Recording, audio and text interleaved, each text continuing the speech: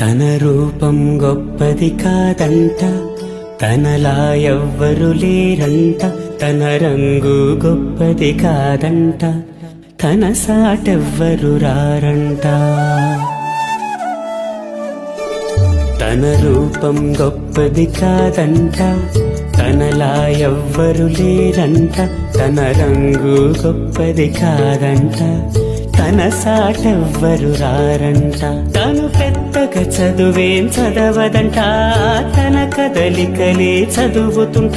తను మెరిసే దుస్తులు తొడగదంట, తను చూస్తే మరి మెరిసెనట.